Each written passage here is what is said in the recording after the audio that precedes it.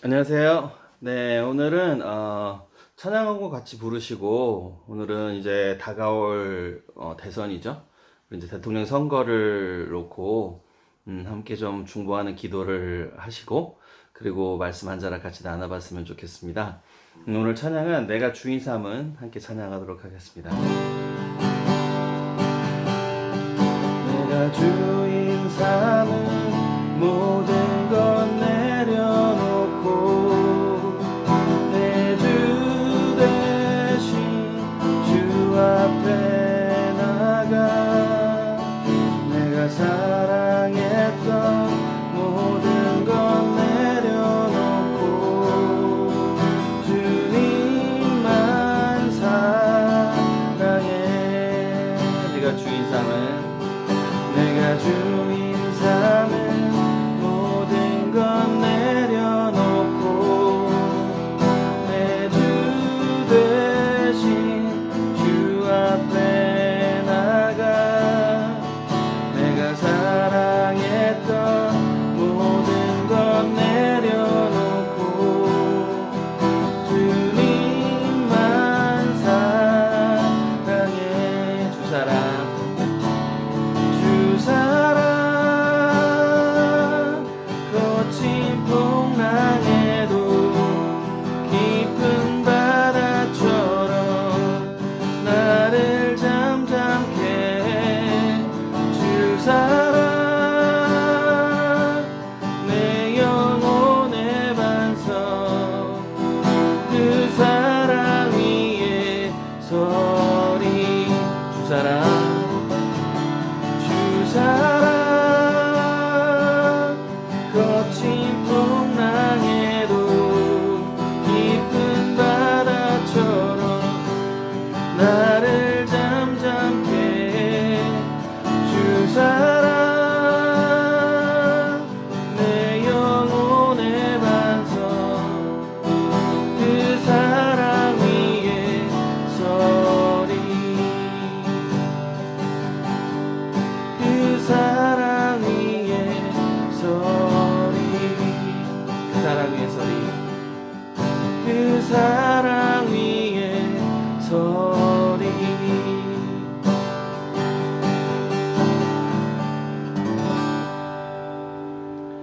기도하시겠습니다. 하나님 아버지, 이 시간 저희가 곧 다가올 대통령 대선을 놓고 기도하기를 원합니다. 아버지, 주님께서 이 땅의 모든 주관자들, 모든 룰러들을 주님께서 주관하시고 또 그들을 또 세우시고 또 이끄시고 또 그들을 통하여 하나님이 인도하시는 그 세상의 일들을 만드시고 또 마지막 날을 준비하시는을 저희들 잘 믿고 따르고 있습니다. 아버지, 하지만 이 시간 저희 정말 이 땅의 리더를 위해 기도합니다. 주님께서 손수안수하신 그 리더가 이 자리에 이 땅에 서게 하시고 이 땅을 통하여 아버지 저희가 다시 한번 영적인 부흥을 경험할 수 있게 해주시기를 간절히 기도합니다. 저희가 아버지 이 땅에서 정말 세상이 너무나도 하나님과 멀어지고 정말 죄 속에 빠져서 하나님을 부인하고 살아가는 아버지, 지금 세상이 너무 그렇게 팽배하게 가고 있는데 저희 아버지 이 삶 속에서 정말 다시 한번 저희가 주님의 이름을 붙잡고 십자가의 피를 붙잡고 일어설 수 있는 역사가 일어날 수 있도록 이 나라의 리더를 주님께서 세우고 이끌어 주시기를 간절히 바랍니다. 또 저희가 아버지 저 리더가 섰을 때에 또 주님이 말씀하신 것처럼 세상의 리더도 저희가 순종하고 따르되 하나님을 거역하게 하고 하나님의 법을 어기게 하는 이 법이 아니면 저희가 또 순종하는 삶을 살 수 있도록 주님께서 인도하여 주시옵소서. 아버지, 모든 세상의 일들이 주님 손 안에 있고 주님의 계획 안에 있사오니 저희가 정말 그 하나님의 손의 힘과 또 하나님의 계획을 의지하며 아버지 주님께 기도드립니다. 이 시간 저희가 예배드릴 때에도 주님께서 이 시간 주관하여 주시옵고 저희 마음에 성령님을 아버지 감동시켜 주시고 또 저희에게 주시는 말씀을 통하여 저희가 하나님을 더 가까이 알고 또 저희 영적으로 더 성장할 수 있는 저희 될 수 있도록 인도하여 주시옵소서. 감사합니다. 예수님 이름으로 기도드립니다. 아멘. 자, 오늘은 히브리서 13장 14절에서 18절 말씀을 함께 보겠습니다. 히브리서 13장 14절부터 18절 말씀입니다.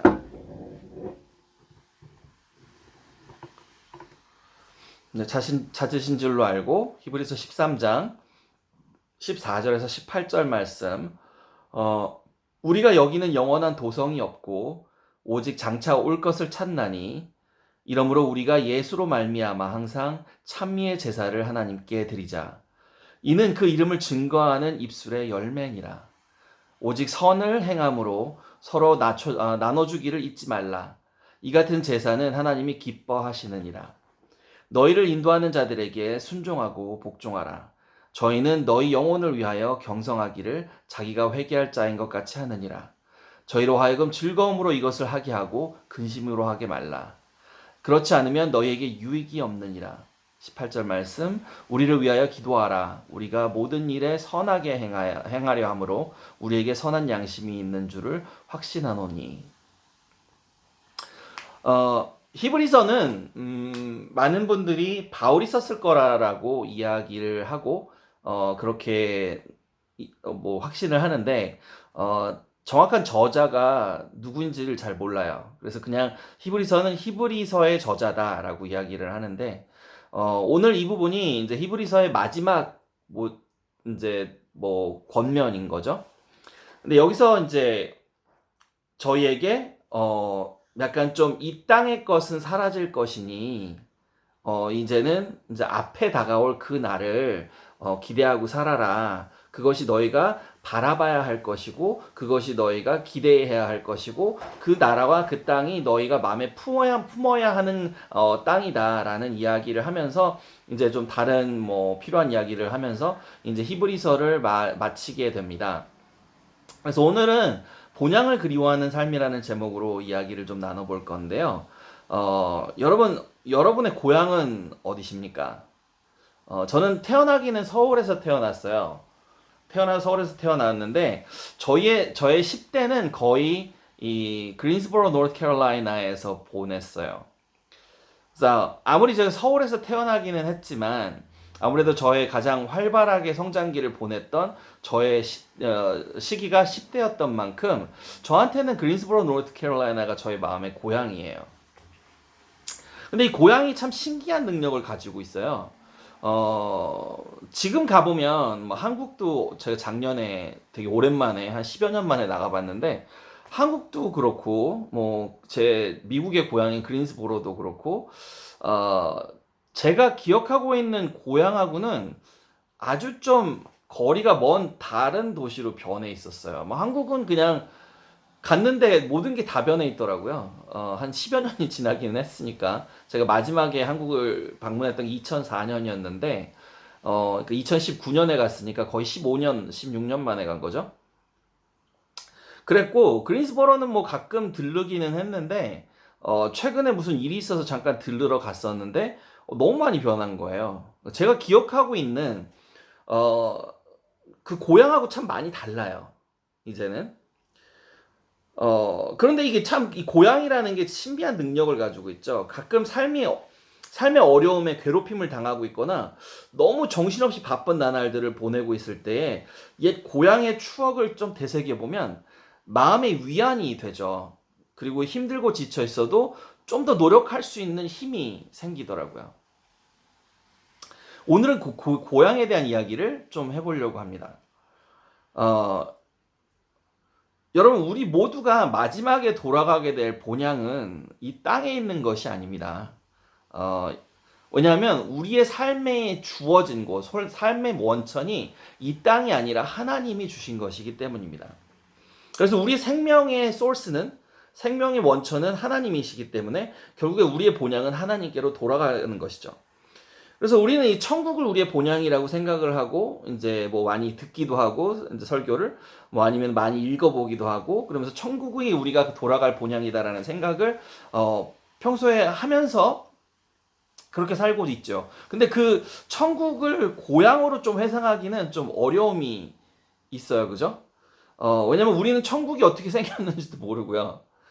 또 이 땅의 고향처럼 그곳에 어떠한 추억도 좀 없습니다. 그저 천국의 소망, 아니, 추억이 있으신 분이 있으신가요? 천국에서 내가 막 자라면서 막 동물과 놀고 흙장난하고 이랬던, 아니면 그곳에 친구와 같이 어울렸던 이런 추억이 있으신 분 혹시 있으신가요?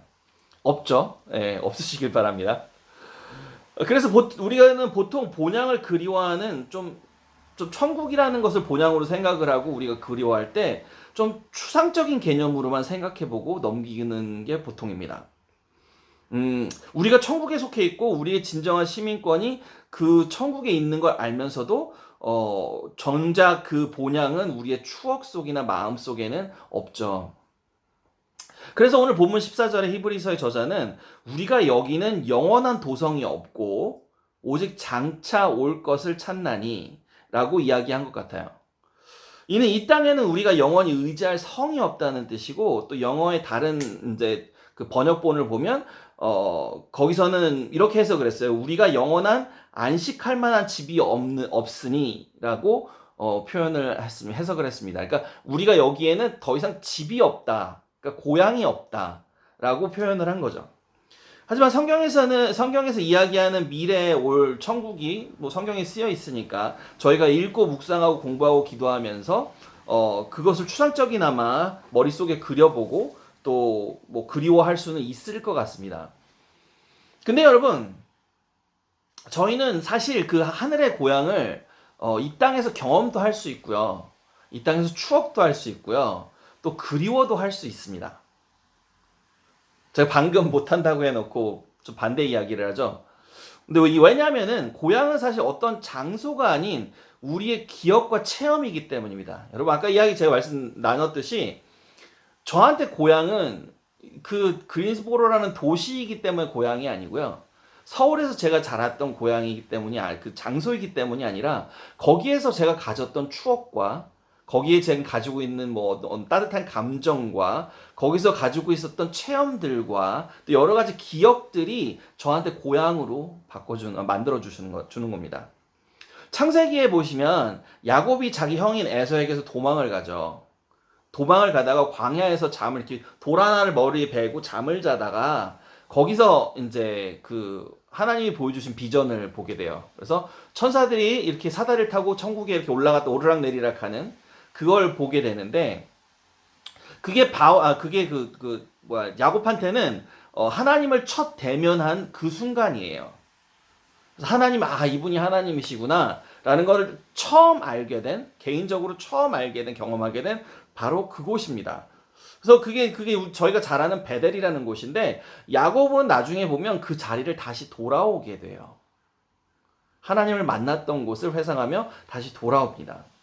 이와 같이 우리가 예수 그리스도를 만나고 또 성령님이 주신 감동을 체험하고 기억하고 계실 거라고 생각합니다. 우리가 처음 예수 그리스도를 만났을 때, 또 성령님이 우리에게 처음 감동을 주셨을 때, 그리고 우리 삶 속에서 하나님은 끊임없이 우리를 그 자리로 부르세요. 나를 만났던 그 자리, 하나님이 나를 만났던 이 자리로 돌아와라. 하나님을 정말 저희가 사랑했던 그 자리, 사모했던 자리로 돌아오라. 우리가 하나님을 만났던 그곳 말입니다. 눈으로 볼 수 있는 본향인 천국은 아직 우리가 보지 못했지만 그 천국을 우리의 영원한 본향으로 만드시는 그분은 하나님이시고 그 하나님께서 우리와 지금도 함께하고 계시기 때문에 우리는 우리의 본향이 어떤 것인지를 알 수 있게 되고 경험할 수 있게 되고 또 그것을 추억할 수도 있게 되는 것입니다. 또 본문은 영원한 본향에 대한 이야기를 하면서 그 바로 다음에 이어서 제사를 드리는 삶을 살라고 이야기를 하고 있어요. 15절에서는 우리가 매일의 삶 속에서 항상 기쁨으로 살아야 한다라고 그것이 하나님께 드리는 제사라고 이야기를 하고요. 16절에서는 형제들과 서로 아끼고 사랑하고 서로를 도우면서 사는 삶을 살라고 또 그것이 하나님이 기뻐 받으시는 제사라고 이야기를 하고요. 또 그뿐만이 아닙니다. 17절, 18절에는 사역자들, 또 선교사들을 축복하는 삶을 살라고 또 권합니다. 이거 왠지 좀 천국을 바라보는 삶, 그러니까 본향을 이렇게 추억하는 삶, 그런 삶을 살라는 이야기보다는 이 땅에서 세상과 구분되어 살고 거룩함을 추구하면서 살라는 그런 가르침 같아 보이죠. 그런데요, 바로 이게 우리의 삶에서 하늘의 본향을 경험하는 방법이기도 합니다. 여러분, 제사를 드림은 우리의 삶에서 시간을 구분하여, 그 순간을 구분하여 하나님과 대면하는 삶을, 하나님과 만나는 삶을, 그런 그 시간들을 가지라고 하는 것이고요. 사역자를 축복하라는 이야기는 우리의 예배를 축복되게 하라는 뜻이고, 예배 안에서 우리가 누리는 축복 역시 하나님의 영광을 경험하는 것이기 때문입니다. 그걸 다시 이야기하면요, 우리는 항상 하나님이 역사하시는 자리에 함께 하려고 노력해야 한다는 것입니다. 그리스도의 은혜를 기뻐하는 삶 속에 하나님께서는 역사하십니다. 형제를 사랑하는 삶 속에 하나님은 함께 계십니다. 우리가 하나님을 예배드리는 곳에 하나님은 당신의 영광을 보이십니다. 우리의 본향은 어떤 정해진 장소가 아니고 하나님과 만나는 시간입니다. 또 하나님과 동행했던 추억입니다. 또 하나님의 영광을 경험했던 그 감동입니다. 그래서 우리는 하나님이 부르시는 사역에 언제나 기쁨으로 참여해야 합니다. 왜냐하면 하나님이 가장 가깝게 경험될 수 있고, 또 하나님이 가장 많은 역사하심을 보여주시는 곳이 이 땅에 사는 동안엔 하나님께서 주관하시고 역사하시고 사역하시는 그 사역 아니기 때문입니다. 또 그 사역을 감당하기 위해서 하나님이 저희에게 세상에서 사역을 하실 때 저희들 하나님의 사람을 이용하셔서 사역을 하시죠. 근데 그 사역을 저희가 감당하기 위해서는 저희가 하나님을 더 많이 찾고 저희가 하나님을 더 많이 의지하게 됩니다. 그리고 그 가운데 우리는 세상의 어느 곳보다 하나님을 더 가까이, 더 크게 경험을 하게 됩니다. 물론 우리의 본향은 마지막 날에 우리 주님을 직접 대면하는 그날에 직접 보게 되겠지만, 이 땅에서 우리가 그리워해야 할 본향은 바로 그런 시간과 추억인 것입니다. 여러분의 본향은 어떤 순간들이었나요? 처음 예수님을 구주로 만난 날을 기억하시나요? 야곱은 그곳을 자신의 영적인 고향으로 삼았습니다. 우리도 우리 주님이 우리의 죄를 십자가에 가지고 올라가셔서 돌아가신 그 은혜가 우리를 정말 잠도 못 이루게 할 정도로 감동을 주셨던 그 순간을 기억해 봐야 하지 않나 합니다. 또 우리의 삶의 매 순간 속에서 우리의 아픔을 어루만져 주셨고, 또 우리로 하여금 하나님 인도하시는 올바른 삶의 방향으로 이끌어 주신 모든 순간들을 기억하며 살아야 하지 않나 생각합니다. 예수님의 은혜와 사랑 때문에 우리의 삶이 기쁨으로 넘쳤던 나날들이 있을 줄 압니다. 여러분, 힘들고 어려운 순간들이 닥칠 때 그 순간들을 회상해 보십시오. 그때 만났던 예수님을 기억해 보십시오.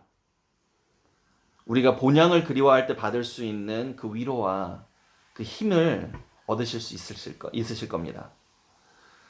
이 땅에서 사는 동안 우리가 가장 기쁨을 누리고 살 수 있는 방법도 그 본향을 마음에 항상 품고 사는 삶인 것입니다. 오늘 잠시나마 시간을 떼서 우리의 영적 본향을 한번 추억해 보는 것은 어떨까요? 또 미래에 어떠한 언젠가 추억할 수 있는 하나님과의 동행하는 시간을 오늘 또 좀 만들어 보는 건 또 어떨까요? 이 추억의 축복과 하나님과 동행하시는 축복이 정말 넘치시는 오늘 하루 되시기를 주님의 이름으로 축원드립니다. 기도하겠습니다. 하나님 아버지, 저희 정말 살아가는 동안 너무 많은 시간들을 주님을 기억하지 못하고 저희가 저희 삶의 주인 되어 삽니다.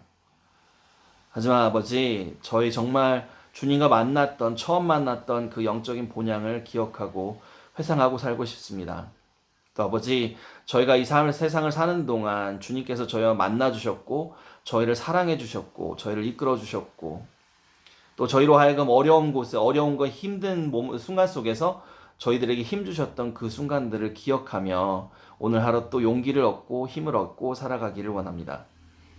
그래서 아버지께서 마지막 날 보여주실 그 본향을 기억하고 그 본향을 그리워하며 저희들 오늘 하루 주님이 주신 빛과 소금의 역할을 다하며 살기를 정말 정말 바라고 아버지 기도하며 오늘 하루를 시작하려 합니다.